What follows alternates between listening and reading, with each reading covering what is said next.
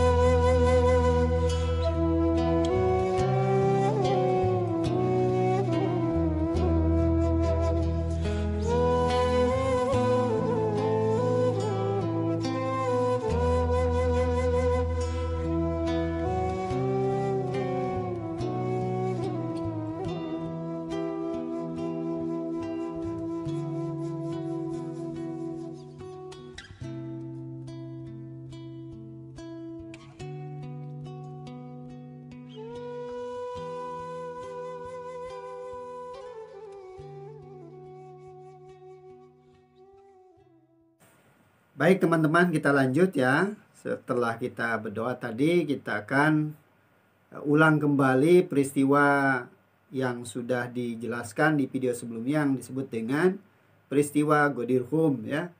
kalian sudah menyimak bagaimana dan seperti apa peristiwa yang dimaksud.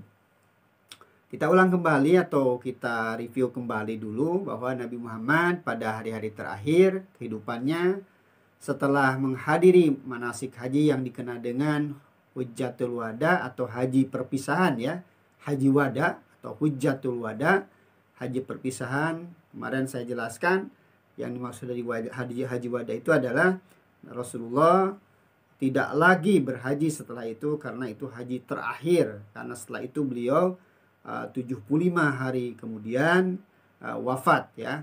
Beliau kembali ke kota Madinah di tempat bernama Qadirhum, yaitu setelah pulang dari Mekah menuju Madinah, pulang ke tempat beliau berhenti di tempat yang namanya Qadirhum. Itu kan kemarin seperti itu. Tempat ini secara geografis merupakan perbatasan yang memisahkan jalan menuju Madinah ya, menuju Madinah, menuju Yaman, menuju Irak dan juga menuju Habasyah. Itu perbatasan di situ. Disinilah kaum muslimin satu sama lain saling terpisah untuk kembali ke negerinya masing-masing. Seperti tadi kan ke Yaman, beda negara ya. Yaman, kemudian ada yang ke Suriah. Itu juga beda negara, ke Irak. Nah, disitulah perpisahannya mereka. Kaum muslimin satu sama lain terpisah untuk kembali ke negerinya masing-masing. Nah, di tempat itu pula malaikat turun menyampaikan wahyu kepada Rasulullah di Qadirhum itu tadi. Kalau kita bayangkan ya, orang yang hadir ketika itu yaitu kemarin kita ketahui 120 sampai 124 ribu di lain keterangan ya. Mereka begitu banyak dan pulang dari Mekah itu menuju ke tempat masing-masing tentu secara bergelombang ya, atau juga mungkin berurutan. Ada yang lebih duluan, ada yang paling belakangan saking banyaknya. Ada yang menggunakan kendaraan unta, kuda, dan juga mungkin ada yang berjalan kaki tentunya. Nah, di tempat itu Rasulullah mendapatkan wahyu sementara mereka sudah berpencar, kaum muslimin, para sahabat. Sedangkan Rasulullah dengan wahyu itu, dengan mendapatkan wahyu pada hari itu di tempat itu untuk menyampaikan kepada kaum muslimin, maka Rasulullah tentu memerintahkan kepada sahabat-sahabatnya yang bersama Rasulullah ketika itu, yang paling dekat dengan Rasulullah, memerintahkan untuk menyusul mereka yang sudah duluan itu ya, yang sudah duluan, karena ada yang tadi yang sudah duluan, ada yang belakangan juga. Yang belakangan diminta oleh Rasulullah dengan utusan itu supaya mempercepat kedatangannya ke tempat itu, yaitu ke Qadirhum itu. Begitu peristiwa itu terjadi sehingga Rasulullah merasa penting untuk segera menyampaikan wahyu itu, apa yang dibawa oleh malaikat ketika itu di hari itu, untuk disampaikan kepada kaum muslimin, pada sahabat-sahabat yang hadir maupun yang tidak hadir. Tentu yang hadir nanti diminta oleh Rasulullah untuk menyampaikan kepada yang tidak hadir tentang peristiwa ini atau apa yang disampaikan oleh Rasulullah kepada mereka. Nah, yaitu tadi Rasulullah memerintahkan kepada jamaah untuk berhenti di situ. Mereka telah berjalan lebih awal harus diminta kembali lagi. Yang paling belakangan diminta mempercepat perjalanannya supaya mendengarkan apa yang akan disampaikan oleh Rasulullah, segera bergabung di situ ya. Jadi peristiwa ini selepas menunaikan salat zuhur, Rasulullah berdiri di atas mimbar ya. Mimbarnya juga dibuat dadakan ya, terbuat dari pelana unta. Yang penting adalah supaya Rasulullah bisa berdiri dengan tinggi dari mereka, lebih tinggi dari mereka, dengan suara keras menyampaikan khutbah Qadir itu Rasulullah. Mungkin Qadirhum ini khutbahnya panjang, tapi ini intinya. Kata Rasulullah begini, ketahuilah wahai manusia, tiba saatnya seruan kebenaran akan ku penuhi. Aku akan tinggalkan amanat yang berharga dan mulia di antara kalian. Ini kata Rasulullah. Pertama, kata Rasulullah, Al-Quran. Ini amanat yang harus disampaikan. Aku tinggalkan amanat yang berharga. Yang pertama adalah Al-Quran, kata Rasulullah. Yang lainnya adalah keluarga, ahlul baitku. Tuhan mengabarkan kepadaku bahwa keduanya tidak akan tidak akan pernah terpisah antara dua ini, yaitu Al-Quran dengan ahlul baitku. Itu yang disampaikan Rasulullah intinya di Ghadir Hum itu. Kemudian Rasulullah memegang tangan Imam Ali ya alaihissalam, mengangkatnya serta menjelaskannya kepada masyarakat bahwa Imam Ali alaihissalam merupakan pengganti imam setelah beliau. Bukan nabi, tetapi ya Rasulullah adalah nabi terakhir, tidak lagi ada nabi, tetapi pengganti sebagai imam ya, sebagai pemimpin, bukan nabi. Karena umat ini harus ada yang mengelola, harus ada yang memimpin, harus ada yang mengurusnya dari segala bidang. Maka Rasulullah menyampaikan kepada umat, inilah pemimpin setelah aku buat kalian, yaitu Sayyidina Ali bin Abi Thalib atau Imam Ali. Atas perintah siapa? Perintah Allah yang dibawa oleh malaikat tadi ya. Di dalam surat Al-Maidah ayat 67 ya. Ya ayyuhar rasul, ini ayatnya, wahai Rasul, baligh ma unzila ilaika. Sampaikan apa yang diturunkan kepadamu mir rabbika, dari Tuhanmu. Fa illam taf'a, jika engkau tidak melakukan, menyampaikan wasiat ini, menyampaikan wahyu ini kepada umat, fa illam taf'al fama ballagta risalata, kamu seolah-olah tidak menyampaikan risalah atau wahyu atau ajaran-ajaran Al-Quran sebelumnya kepada umat. Itu sama dengan tidak menyampaikan. Kalau yang ini, yang satu ini tidak disampaikan, atau perkara ini yang sedang terjadi di hari itu setelah Haji Wada itu di Ghadir Hum itu tidak disampaikan kepada umat yang satu ini. Fa illam taf'al fama ballagta risalata, seolah sama dengan kamu tidak menyampaikan risalah kamu selama ini. Nah, itu kata Al-Quran ya di surat Al-Maidah ayat 67 yang hari itu diturunkan kepada Nabi, dibawa oleh malaikat Jibril tentunya. Nah, Nabi sampai menyampaikan ini 3 kali. Apa yang 3 kali disampaikan oleh Rasulullah SAW? Tadi setelah mengangkat Imam Ali, apa kata Rasulullah? Man kuntu maulahu fahadha aliyun maulah. Sambil mengangkat tangan Imam Ali, kata Rasulullah, siapa yang menjadikan aku ya sebagai maulanya, maula ya diartikan di sini pemimpin, maka Ali alaihissalam adalah maula baginya atau bagi kalian, bagi kamu semua, bagi kita semua. Saya ulangi, siapa yang menjadikan aku sebagai maulanya, pemimpinnya, pemimpin kita, pemimpin kalian, maka ingat maka Ali adalah maula baginya, bagi orang tersebut, bagi kita semua. Kalau kita menganggap Nabi sebagai pemimpin kita ya, maka Ali pemimpin setelah beliau. Sebentar lagi 75 hari lagi Rasulullah akan meninggal dunia, maka dipersiapkan oleh Rasulullah ada penggantinya, tapi bukan pengganti sebagai Nabi, karena tidak ada lagi Nabi setelah itu. Kemudian Rasulullah SAW juga bersabda, kata Rasulullah begini, saat ini telah turun malaikat pembawa wahyu dan membawa ayat berikut. Ya, hari ini telah kusempurnakan agamamu dan telah kupenuhi nikmatmu dan aku jadikan Islam sebagai agama yang sempurna. Setelah tadi Rasulullah mengangkat tangan Imam Ali dan menyampaikan man kuntu maulah fahadha aliyun maulah. Kemudian Rasulullah menyampaikan ayat ini. Kata Rasulullah, saya ulangi, saat ini turun malaikat pembawa wahyu kepadaku dan membawa ayat berikut, kata Rasulullah. Hari ini telah kusempurnakan, yaitu pada hari Ghadir Hum itu, di tempat itu. Rasulullah juga menyampaikan, malaikat itu juga menyampaikan ayat ini kepada Rasulullah. Hari ini telah kusempurnakan agamamu dan telah kupenuhi nikmatmu dan aku jadikan Islam sebagai agama yang sempurna. Itu terdapat dalam surat Al-Maidah ayat 3. Kita lihat penjelasan lagi. Bagaimana peristiwa Ghadir Hum itu bisa dipercaya atau benar-benar terjadi adanya? Wah, jelas ya.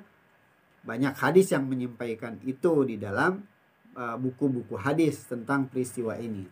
Tapi untuk meyakinkan kita, mungkin kita ya ini sebagai penyampaian ringkasan, karena tidak mungkin kita nggak ada waktu mungkin kalian untuk membaca hadis yang mana yang dimaksud dengan hadis tentang Ghadir Hum itu. Tapi kita sebentar lagi mungkin akan belajar tentang ilmu hadis atau umul hadis nanti di semester kedua ya. Tapi ini ya, nanti kita akan bahas tentang ulumul hadis. Tapi ini bukti kebenaran peristiwa Ghadir Hum ya, dan hadis man kuntum maula ini. Ini penjelasannya. Kata Al-Alama Al-Amini dalam kitab Al-Ghadir ya. Ini kitab yang sangat monumental, kitab Al-Ghadir namanya. Khusus ya untuk membahas ini, Al-Alama namanya Al-Amini menulis sebuah buku tentang Al-Ghadir. Beliau menyebutkan seluruh peristiwa hadis man kuntum maulah ini tadi yang diucapkan Nabi di Ghadir Hum, kata Al-Amini, tidak kurang dari 110 sahabat yang meriwayatkan hadis tersebut. Bayangkan, 110 sahabat. Walaupun kan tadi ada sekitar 120.000 ya, tapi tidak semuanya meriwayatkan, tapi mungkin menyampaikan bahwa peristiwa itu ada, setelah pulang dari situ menyampaikan kepada masyarakat di tempat masing-masing, di negara masing-masing. Tapi seluruh sahabat yang yang menyampaikan hadis ini tidak kurang dari 110 sahabat ya yang meriwayatkan hadis tersebut. Di antaranya yang sahabat terkenal Nabi ya, Tolha dan Zubair. Kemudian Abu Bakar juga termasuk yang meriwayatkan hadis ini. Tidak mungkin kita menyebutkan semuanya 110 sahabatnya di sini. Dan 84 perawi hadis tersebut. Siapa perawi nanti kita akan belajar ya, ulumul hadis nanti itu di semester kedua itu. Nah, sekali lagi ada 84 perawi hadis ya dari generasi kedua, yakni tabi'in. Apa itu generasi kedua tabi'in itu apa ya? Juga nanti dibahas di dalam ulumul hadis. Tapi kita bahas sedikit aja bahwa ada yang disebut dengan sahabat ya, dengan sahabat Nabi, ada juga dengan tabi'in. Tabi'in ini yang disebut dengan generasi kedua setelah sahabat. Kalau sahabat tadi hidup di zaman Nabi, juga mungkin ada yang lahir di zaman Nabi, zaman dengan Nabi, bertemu dengan Nabi, banyak sih apa yang disebut kriteria sahabat itu seperti apa nanti di dalam ulumul hadis tersebut.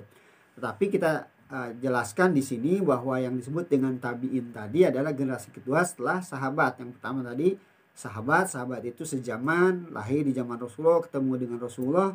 Ada juga yang tidak ketemu Rasulullah tetapi sezaman, lahir zaman Nabi, ada yang mendekati itu sahabat. Tapi yang disebut tabi'in generasi kedua di mana tidak sezaman dengan Nabi, tidak lahir juga di zaman Nabi, ini disebut dengan tabi'in. Ada 84 tabi'in ya. Ya, yang meriwayatkan hadis ini. Yang tadi ada 110 sahabat, kemudian tabi'in juga ada 84 sahabat. Bahkan peristiwa Ghadir Hum dan hal-hal yang terkait dengannya diabadikan dalam, bayangkan, banyak ini 360 kitab. Ada yang menulis sampai para ulama jumlah kitabnya tentang Ghadir Hum ini berkaitan dengan hadis-hadisnya, kesahihan hadisnya, yang meriwayatkan hadisnya siapa, juga ini termuat di dalam 360 kitab. Sekali lagi, 360 kitab. Dan itu kitabnya kitab saudara-saudara kita saudara kita semua dari kalangan ahlus sunnah ya, atau di kalangan sunni. Jadi suatu hadis status hadis man kuntum maulah itu bukan hanya mutawatir. Apa itu juga mutawatir? Lagi-lagi nanti dijelaskan di bab ulumul hadis. Mutawatir yaitu secara singkat apa itu mutawatir? Diriwayatkan oleh banyak perawi. 110 kan banyak. 84 dari tabi'in juga banyak. Gabungkan. Itu perawi semua. Hadis ini diriwayatkan oleh banyak perawi. Maka hadis ini disebut hadis mutawatir. Gitu. Jadi mutawatir itu hadis di mana perawinya banyak dan tak akan ada keraguan perihal kesahihannya, tidak akan berbuat bohong yang meriwayatkannya itu ya. Jadi itu disebut dengan mutawatir. Tetapi bahkan katanya di atas mutawatir, kalau bahasa Arabnya fauqa mutawatir hadis ini, saking banyaknya yang meriwayatkan hadis ini. Jadi bukan hadis biasa-biasa saja. Mungkin ada 1-2 hadis yang meriwayat, tidak, banyak sekali yang meriwayatkannya hadis tersebut. Maka bisa dapat dipercaya keberadaannya, peristiwa itu benar-benar terjadi, bukan hanya fiktif atau dongeng belaka tentang kejadian Al-Ghadir tersebut. Teman-teman, kita berlanjut ya ke peristiwa lain. Ini ada hubungannya tentu dengan kelanjutan peristiwa Ghadir Hum itu, berkelanjutan dengan bagaimana seharusnya kepemimpinan itu dipegang oleh yang diberikan, yang diberi hak, diamanati, yaitu kepada Imam Ali bin Abi Thalib. Nah, sekarang ada peristiwa setelah Rasulullah wafat, yaitu 75 hari kemudian ya. Ada yang mengatakan hingga 73, itu perbedaan sedikit, tidak apa-apa. Nah, Rasulullah wafat, kemudian para sahabat juga berduka. Kemudian di situ ada peristiwa setelah Rasulullah wafat, bahkan masih dalam keadaan jenazahnya belum di ulasara kalau bahasa Sundanya ya. Ada perawatan jenazah belum. Ada peristiwa di situ, ada ini bab khusus nanti ya, yang disebut dengan peristiwa Saqifah ya, peristiwa Saqifah Bani Sa'idah. Saqifah Bani Sa'idah itu satu tempat. Kalau di kita mungkin balai rum atau tempat pertemuan lah di balai desa, di kelurahan, di kecamatan, ada satu tempat pertemuan lah, disebut Saqifah Bani Sa'idah. Itu tempat bersejarah ya, di mana di situ ada perkumpulan orang-orang, diantaranya adalah para sahabat tentu ya, sahabat Nabi yang berkumpul untuk kemudian akan menentukan, ini secara singkat ya, nanti khusus bab ini, akan menentukan siapa pemimpin karena Rasulullah sudah wafat. Kemudian mereka berkeyakinan Rasulullah tidak, sebagian di antara mereka meyakini Rasulullah tidak berwasiat untuk mengangkat sebagai siapa pemimpinnya setelah Rasulullah wafat. Maka mereka berkumpul di situ di Saqifah Bani Sa'idah tadi. Jadi sejarah mencatat 6 orang Mekah ya, tentu 6 orang Mekah itu yang hijrah ke Madinah. Kan ini peristiwanya di Madinah. Setelah Rasulullah hijrah dari Mekah ke Madinah, diikuti para sahabat, masyarakat yang lainnya yang ikut Rasulullah, bersama Rasulullah hijrah ke Madinah. Nah, di tempat itu sejarah mencatat ada 6 orang Mekah yang memasuki pertemuan itu, pertemuan kaum Ansor. Orang yang ikut hijrah ke Madinah bersama Rasulullah kan disebut orang Muhajirin. Orang Mekah tadi disebut orang Muhajirin. Kemudian orang Muhajirin yang 6 orang itu ikut pertemuan bersama orang Ansor. Siapa itu Ansor? Orang Ansor adalah orang yang asli Madinah, tentu tuan rumah ketika Rasulullah bersama para sahabat yang lain hijrah ke Madinah ketika itu disambut oleh orang Madinah. Orang Madinah itu disebut orang Ansor ya. Orang yang menyediakan fasilitas ketika Rasulullah datang ke Madinah itu untuk pindah dari Mekah itu. Dan sahabat-sahabat lain juga diberikan fasilitas, disambut dan dimuliakan oleh para sahabat Ansor ini. Nah, sekarang para sahabat Ansor ini mengadakan pertemuan, yaitu tadi di Balairung namanya Saqifah Bani Sa'idah. Dihadiri oleh 6 orang Mekah pada sore hari, yaitu hari Senin tanggal 12 Rabiul Awal tahun 11 Hijrah. Pada saat Rasulullah belum lagi dimakamkan. Belum dimakamkan Rasulullah itu. Mungkin ya yang memelihara jenazahnya, yang memandikannya, mengkafaninya, yang mensalatkannya keluarga Rasulullah, di antaranya adalah Sayyidina Ali bin Abi Thalib atau Imam Ali dan keluarganya dan lain-lainnya. Ada sedikit sahabat yang mengikuti pemeliharaan jenazah Rasulullah gitu. Nah, mereka itu di tempat itulah mereka berkumpul, kemudian merencanakan suatu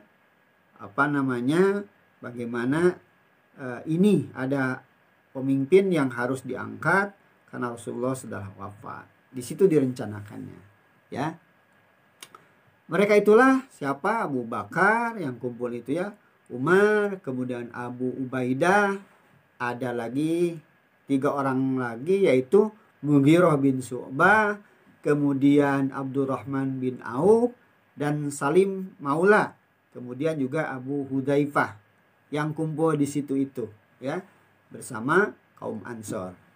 Nah, bagaimana terjadinya perdebatan antara mereka itu? Satu kaum yang 6 orang itu dari Mekah atau orang Muhajirin, kemudian yang lainnya kaum Ansor. Di situ terjadi perdebatan. Mengapa? Ini mungkin mereka awalnya tidak setuju ada pertemuan ini karena tidak